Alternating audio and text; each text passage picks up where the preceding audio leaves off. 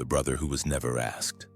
There's a peculiar kind of silence that settles over information that should be urgently pursued but somehow isn't. A silence that feels protective rather than accidental. The kind of silence that tells you someone has decided certain questions are better left unasked, certain stones better left unturned, certain testimonies better left unspoken. And nowhere in this case is that protective silence more apparent than in the complete absence of questioning directed at Burke Ramsey. On the morning his sister was discovered missing. Here was a 9-year-old boy who slept on the same floor as JonBenet, whose bedroom was just steps from hers, who would have been the most likely person in the entire house to hear something if there was anything to hear. And yet when morning came, when chaos supposedly descended, when every detail should have mattered desperately, his parents made a choice. They chose to let him sleep. They chose not to wake him. They chose not to ask the most obvious, most urgent, most natural question any parent would ask in that situation. Did you hear anything? Did you see anything? Do you know anything that might help us find your sister? Theme 1. The questions that weren't asked. Let's sit with this for a moment because the strangeness of it only becomes fully visible when we think through what should have happened that morning. You wake up, you find a ransom note saying your daughter has been taken by dangerous criminals. Your first instinct after calling police should be to gather every piece of information you possibly can. Who was the last person to see her? Did anyone hear anything unusual during the night? Were there any sounds, any movements, any disturbances that might tell you how the kidnappers got in? When they took her, which direction they might have gone? And the most obvious person to ask is the child who slept closest to her. The brother who shared her floor, who would have been within earshot of her room, who might have heard her door open, might have heard voices, might have heard something, anything, that could provide a clue about what happened during those night hours when the house was supposed to be asleep. But Burke wasn't asked, he wasn't woken. He wasn't brought into the frantic information gathering that should have been happening in those early morning hours. Instead, he was allowed to continue sleeping, allowed to remain insulated from the chaos unfolding downstairs, allowed to stay in his room, undisturbed, while police searched and friends gathered and his parents presumably agonized over their missing daughter. That decision, the decision to leave Burke sleeping, to not question him immediately, is one we need to examine closely. Because it doesn't fit the pattern of what parents do when a child is missing.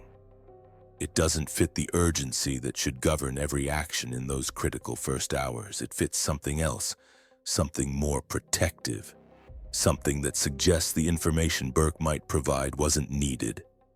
Or worse, that it was information his parents didn't want provided. Let's think about this from multiple perspectives, because the decision to exclude Burke from the immediate investigation reveals something profound about what was really happening in that house that morning. From a logical standpoint, Burke's testimony should have been priority number 1, not secondary, not something to get to later. Priority 1, because he had positional knowledge that no one else in the house had. He was on JonBenet's floor. His room was adjacent to the hallway she would have had to travel through if she went downstairs. His room was close enough that sounds from her room, a struggle, a cry, voices might have carried to him. If the kidnapping narrative were true, Burke's testimony would be critical. He might have heard the intruders entering JonBenet's room. He might have heard her being taken. He might have information about timing, what time he heard sounds, whether he woke during the night, whether anything seemed unusual. All of this would help establish a timeline for when the kidnapping occurred, which would help police understand what they were dealing with and how to pursue the kidnappers. So why wasn't he asked? Why was the one person who might have the most valuable information about what happened that night deliberately excluded from providing that information? The only logical answer is that his parents didn't need his information. They already knew what happened, or they feared what he might say would contradict the narrative they were trying to establish. From a philosophical perspective, the decision not to question Burke raises profound questions about what parents prioritize in crisis. If your child is missing, and you truly believe she's been taken by dangerous people, you prioritize finding her above everything else, above protecting your other child from distress, above worrying about waking him too early, above concerns about how traumatizing the questions might be. Because finding her, getting her back safely, that's the only thing that matters. But if you prioritize Burke's comfort over getting information that might save JonBenet's life, what does that tell us about what you believe the information gathering will accomplish? It tells us you don't actually believe the information will help, don't believe it will lead to finding her, because you already know information gathering is futile, because you already know she won't be found through the normal investigative processes, because you already know where she is and that Burke's testimony, far from helping find her, might actually reveal things you need to keep hidden. Psychologically, the decision to protect Burke from questioning is revealing. Parents in genuine crisis don't think about protecting their children's sleep schedules or emotional comfort when another child's life is at stake. They think about survival, about using every resource, every potential source of information to maximize the chances of a positive outcome. Sleep can be caught up on later. Emotional processing can happen later. Right now, in this moment, information is everything. So the fact that John and Patsy chose to protect Burke's sleep, to keep him insulated from the crisis, tells us something about their psychological state. Either they were so traumatized that they weren't thinking clearly, which seems unlikely given the calculated nature of other decisions made that morning, like calling a lawyer, or they were thinking very clearly indeed. They understood that involving Burke, asking him questions, bringing him into the investigation, that would create risks they couldn't afford. Risks that his answers might not support the kidnapping narrative. Risks that he might reveal information that would shift the investigation's focus inward rather than outward. From a physiological standpoint, children's sleep patterns are lighter than adults. A 9-year-old boy doesn't typically sleep through household chaos. Police arriving, people moving through the house, voices raised in distress. Even if Burke went to bed before all this started, the commotion should have woken him. Should have brought him out of his room asking what was happening, why there were police in the house where his sister was. But Burke stayed in his room, stayed quiet, stayed out of the way, and his parents allowed or encouraged that continued separation. Didn't bring him downstairs to be with them in their moment of crisis. Didn't include him in the family response to the emergency. Kept him physically and informationally separated from what was supposedly happening.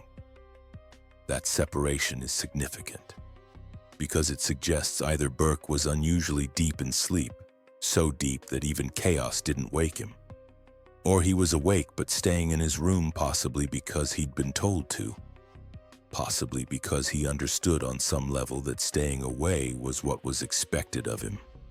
Either way, the fact that his parents made no effort to include him, to check on him, to ask him the obvious questions, that tells us something about what they needed from him, which was nothing. Or more precisely, they needed his non-participation. They needed him to remain separate, uninvolved, unable to provide testimony that might complicate the story being constructed downstairs. Forensic psychology teaches us to pay attention to who gets questioned and who doesn't in the early stages of an investigation. And one pattern that raises concern is when obvious witnesses are excluded from questioning without clear justification. When the people who should know the most are somehow kept from sharing what they know. When protective barriers go up around potential testimony before investigators even have a chance to seek it out. Burke should have been questioned immediately by his parents first, desperate parents seeking any scrap of information that might help find their daughter, and then by police, investigators trying to establish timeline and opportunity. But he wasn't questioned by either. His parents left him sleeping, and when police eventually did speak with him, it was later, after time had passed, after memories could have been influenced or shaped by what he'd heard others saying about what happened. That delay in questioning is significant, because immediate testimony is more reliable than delayed testimony. Children especially are vulnerable to having their memories influenced by what they hear adults saying, by what they understand adults want or expect them to remember. The longer the delay between event and questioning, the more opportunity there is for that influence to shape what gets remembered and reported. So why allow that delay? Why not bring Burke into the investigation immediately when his memory would be freshest, when his testimony would be most reliable? The only explanation that makes sense is that fresh, uninfluenced testimony from Burke was something his parents wanted to avoid. They needed time for Burke's memories to be shaped by the narrative that was being constructed. Time for him to understand what story was being told and what role his testimony should play in supporting that story. From an anthropological perspective, families in crisis typically pull together. They cluster physically and emotionally. They create a tight circle of support because in crisis the family unit becomes the primary source of safety. Parents keep children close, within sight, where they can be protected and comforted. Separating a child during a family crisis, keeping them isolated from the central experience, that's unusual. It suggests either the crisis isn't as acute as it appears, or the child's inclusion in the crisis would create complications that need to be avoided. Burke's exclusion from the family's crisis response that morning suggests the latter. He needed to be kept separate not for his protection but for the protection of the narrative being constructed. His inclusion would have required his parents to perform their desperate uncertainty in front of him, would have required them to ask him questions they didn't want to ask and possibly receive answers they didn't want to hear. Easier to keep him separate, to maintain the physical and informational barrier that allowed the story downstairs to unfold without the complication of Burke's testimony. Finally, let's think about this from the perspective of parents who need to control information flow. If you're managing a crisis, not responding to it but managing it, you need to limit who knows what. You need to control what information gets shared with investigators, what narratives get established early, what testimonies become part of the official record. And one way to control that is to limit who participates in the early crisis response. By keeping Burke separate, by not questioning him, by not bringing him into the information gathering that was supposedly happening, John and Patsy maintained control over what information police received in those critical first hours. They controlled the narrative without the complication of Burke's unfiltered immediate testimony. They ensured that the only information being provided to investigators came from them, filtered through their understanding of what needed to be communicated and what needed to be withheld. We've circled through the decision to exclude Burke from questioning from every angle we can, and what emerges is a picture of protection that doesn't serve the stated purpose of finding JonBenet. If the goal were truly to find her, Burke would have been questioned immediately. His potential testimony would have been sought urgently. Every piece of information he might provide would have been treated as potentially critical. But that's not what happened. Burke was protected from questioning, kept separate from the investigation. His testimony delayed until it could be shaped, managed, filtered through the narrative that had been constructed in his absence. And that protection tells us something crucial. His parents didn't need his testimony to find JonBenet. They didn't want his testimony complicating the story they were building. The questions that weren't asked reveal what his parents already knew, that Burke's immediate, unfiltered account of what he heard or saw that night would contradict the kidnapping narrative, so the questions remained unasked. And in that silence, that protective silence, we hear the truth his parents needed to keep hidden. Theme 2. The sleep that seemed too sound. Let's focus now on Burke's sleep itself, because there's something worth examining in the claim that he slept through everything. that he was so deeply asleep on the morning of December 26th that he didn't wake when police arrived, when friends began gathering, when the house filled with people and voices and the energy of crisis, that he remained in his room, undisturbed and apparently sleeping, through all the chaos that should have woken any child. Think about what that morning supposedly looked like. The 911 call came in around 5:52 a.m. Patsy was described as hysterical on the call, screaming, panicked, barely able to communicate. Police arrived shortly after. Friends began arriving, Fleet and Priscilla White, others from the neighborhood. The house filled with people, voices, movement. The sounds of a household in crisis. And through all of this, Burke slept. Or at least, that's what we've been told. He was never brought downstairs, never checked on in a way that brought him into the family's crisis response. Never made part of the desperate search for information about what might have happened to his sister. He remained in his room, separate from everything happening below, either genuinely sleeping through chaos or awake but staying quiet. Staying separate, staying out of the story being constructed without him.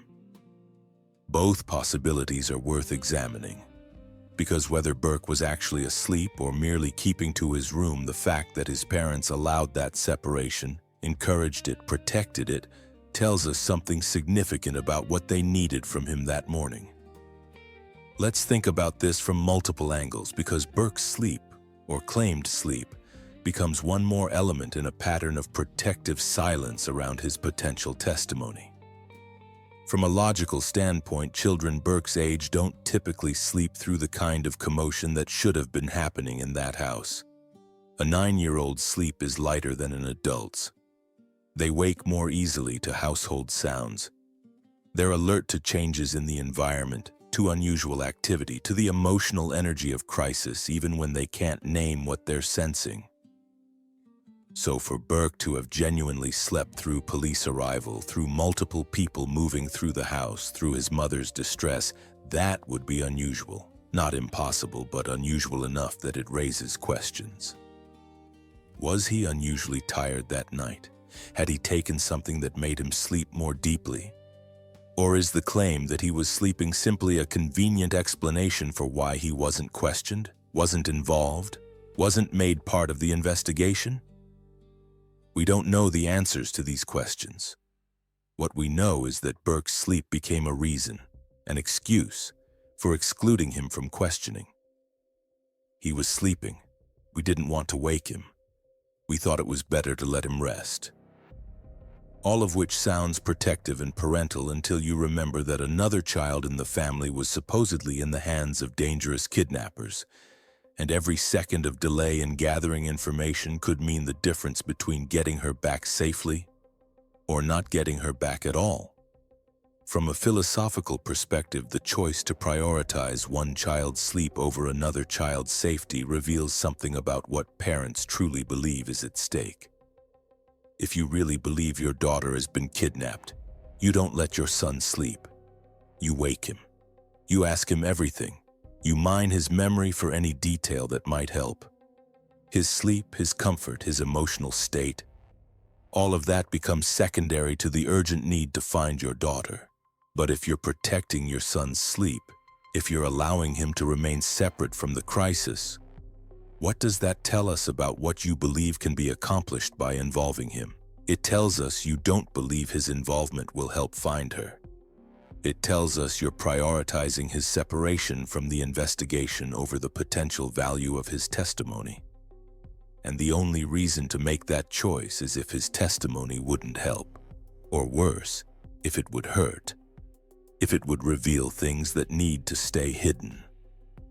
Psychologically, Burke's separation from the family crisis that morning represents a kind of protective boundary. And boundaries in crisis are significant because they tell us what's being protected and from whom.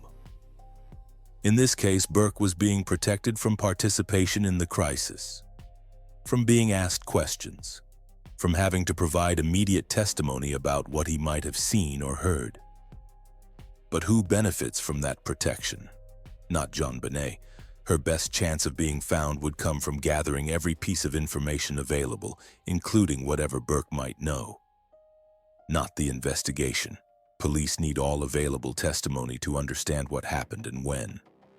The only people who benefit from Burke's non-participation are his parents, who avoid having to question him in front of police, who avoid the risk of his unfiltered answers contradicting their narrative, who maintain control over information flow by ensuring Burke's testimony is delayed, managed, shaped by time and context. From a physiological standpoint, sleep is a vulnerable state.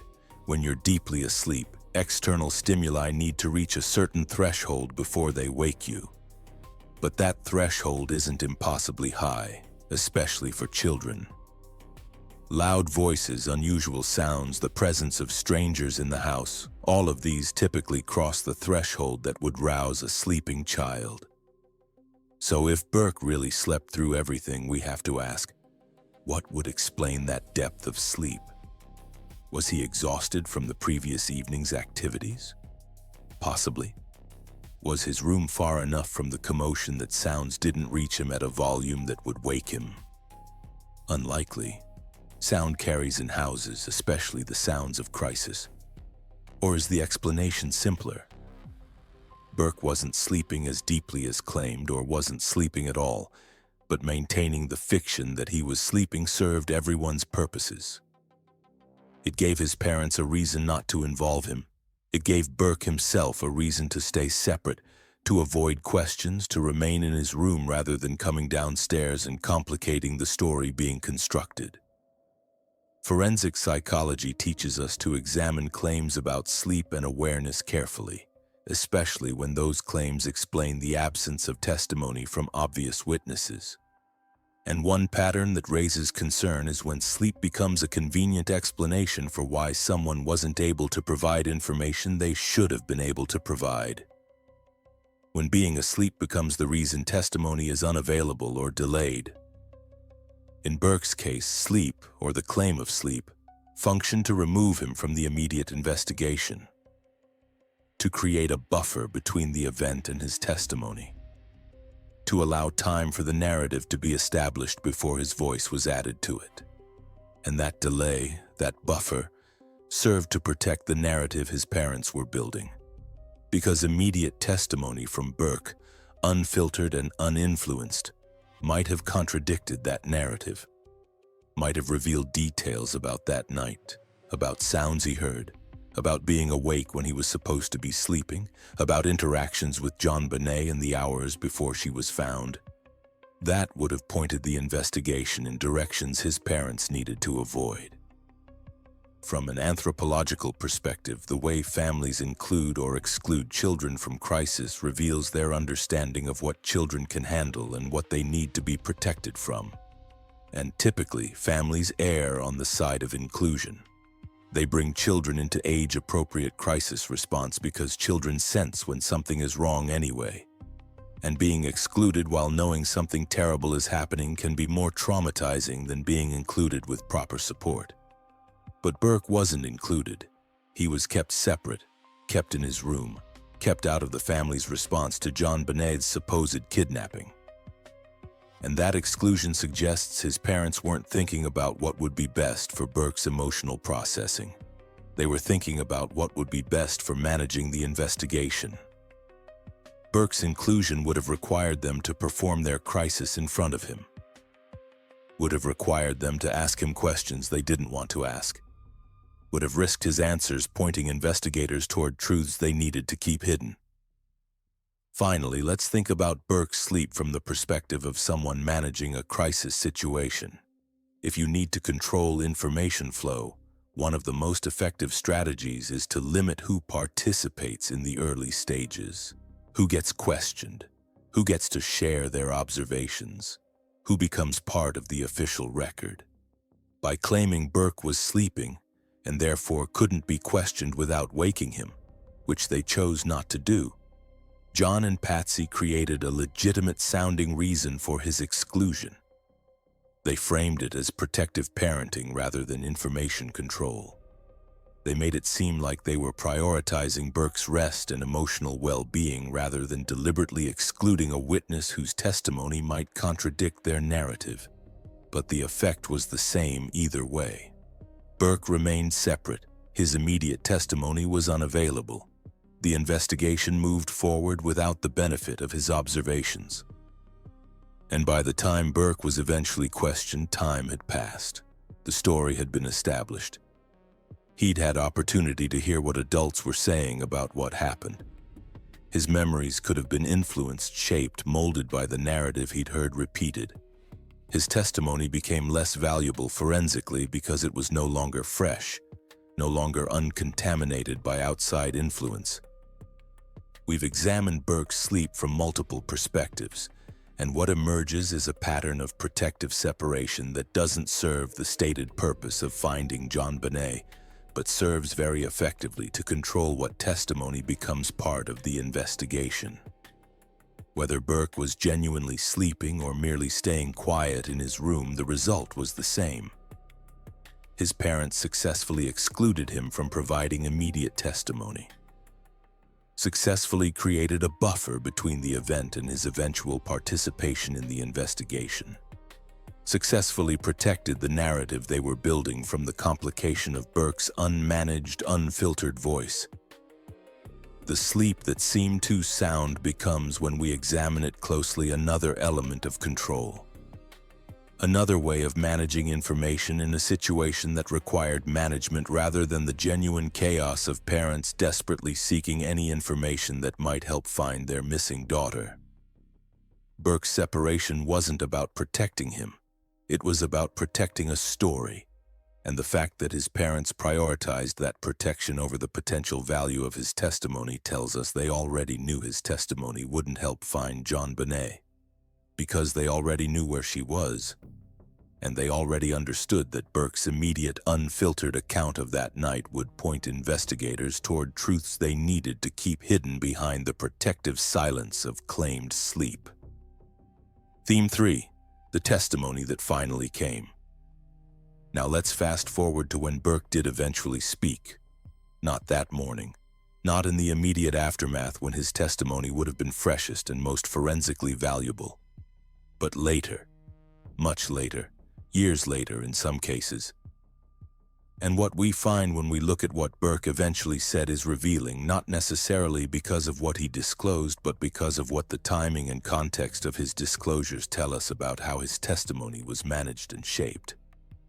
There were interviews early on, some questioning by police, some conversations with child psychologists, but these were controlled environments, carefully managed, conducted after significant time had passed and after Burke had been exposed to the narrative that had been constructed about what happened that night. He wasn't providing fresh, uncontaminated testimony. He was providing testimony that had been filtered through time, through adult influence, through the story he'd heard told repeatedly about his sister's disappearance. And then, years later, in 2016, 20 years after JonBenet's loss, Burke did a public interview with Dr. Phil. And in that interview, he made statements that raised more questions than they answered. He acknowledged being awake that night when he'd previously been portrayed as sleeping. He acknowledged hearing sounds, being aware of activity in the house. Small admissions that contradicted the narrative of the deeply sleeping child who knew nothing, heard nothing, could contribute nothing to understanding what happened. Why did these admissions come so late? Why wasn't this information that Burke was awake, that he heard things, provided immediately when it would have been most valuable to the investigation? The timing tells us something important. It tells us that early on Burke's awareness needed to be minimized. The story required him to be sleeping, to be unaware, to have nothing to contribute. But years later, when the investigation had long since stalled, when memories had faded and timelines had become murky, then it was safer to acknowledge what had been hidden before. Then the admission that he was awake couldn't do the damage it would have done in those early hours when fresh testimony might have shifted the investigation's entire focus. Let's examine what Burke's delayed testimony tells us from multiple perspectives, because the management of his voice, when it was allowed to speak and what it was allowed to say, reveals the strategic thinking behind how his potential knowledge was handled. From a logical standpoint, if Burke was awake that night and heard sounds, that information should have been provided immediately. It would have been critical to establishing timeline, to understanding what happened when, to determining whether the sounds he heard were consistent with an intruder or with something else entirely. The delay in providing this information, the years between event and disclosure, rendered it much less valuable forensically. Memories fade, details become fuzzy. The passage of time makes it impossible to verify or corroborate what's being claimed. So why allow that degradation of evidence? Why let years pass before acknowledging Burke was awake and aware? The only logical explanation is that immediate disclosure would have been problematic, would have created investigative paths that needed to be avoided. Better to let time pass, to let the investigation stall, to let memories become unreliable, and then allow the disclosure when it could no longer do real damage to the narrative that had been constructed. From a philosophical perspective, there's something profound about delayed truth-telling, about information that exists in silence for years before finally being spoken. That delay tells us the truth was dangerous, that it needed to be protected, hidden, until the danger had passed. Until the context had changed enough that what was once threatening could be safely acknowledged without risking the consequences that immediate disclosure would have brought. Burke's delayed admissions about being awake, about hearing sounds, these weren't revelations that helped solve the case. They were admissions made when it was finally safe to admit them, when the passage of time had rendered them forensically useless while potentially relieving some of the burden of carrying them in silence for 2 decades. Psychologically, being asked to remain silent about what you know, or being implicitly taught through family dynamics that certain things shouldn't be discussed, creates a profound burden, especially for a child. Children are naturally forthcoming. They share what they experience. They talk about what they see and hear. Having to suppress that natural impulse, having to maintain silence about significant events, that requires either explicit instruction or implicit understanding that speaking would have consequences the family couldn't bear. Burke's silence for all those years tells us he understood on some level that what he knew shouldn't be shared. Whether that understanding came from explicit direction from his parents or from absorbing the family's unspoken rules about what could and couldn't be discussed, the effect was the same. He learned to remain silent, to protect the family narrative through his non-disclosure.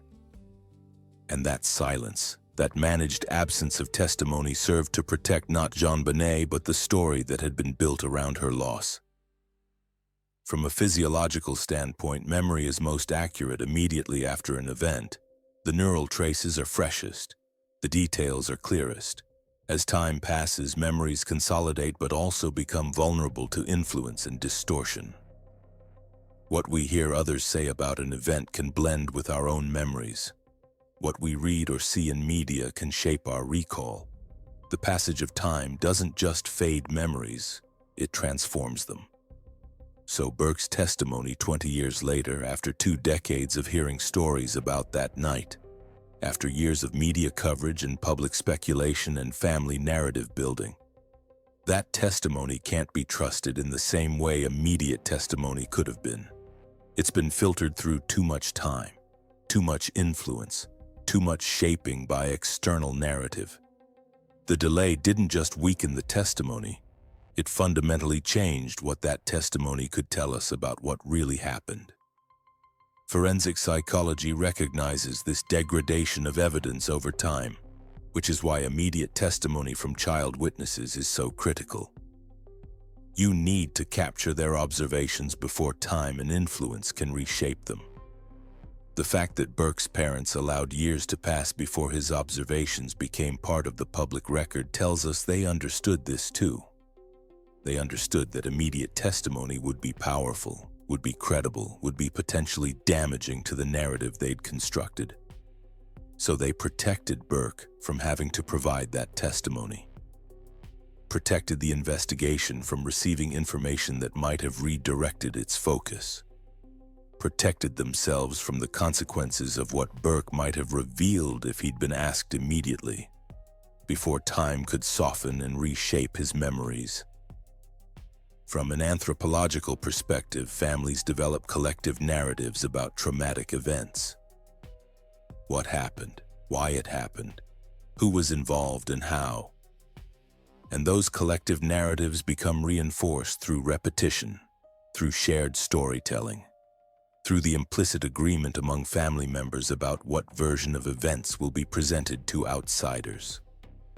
Children growing up within those narratives absorb them, learn what can be spoken and what must remain silent, learn which version of events is the official version and which observations or memories don't fit that version and therefore shouldn't be shared. Burke grew up within the Ramsey family's narrative about JonBenet's loss. He absorbed 2 decades of that narrative before speaking publicly about his own experiences that night. And what he eventually shared had been filtered through all those years of family storytelling, of collective memory-making, of understanding which version of events the family needed him to support. His testimony, when it finally came, couldn't be separated from all that shaping and influence. Finally, let's think about Burke's delayed testimony from the perspective of managing long-term risk. If you're protecting a narrative, you need to control when and how information that might threaten that narrative gets released. Immediate disclosure is most dangerous because it comes when the investigation is active, when memories are fresh, when contradictions can be explored and pursued. But delayed disclosure that comes years later when the investigation is stalled and evidence has degraded, that's much safer. By the time Burke spoke publicly in 2016, 20 years had passed. The investigation was cold. Key witnesses had died. Evidence had been lost or degraded. The context was completely different from those early days when fresh testimony from Burke could have redirected the entire investigation.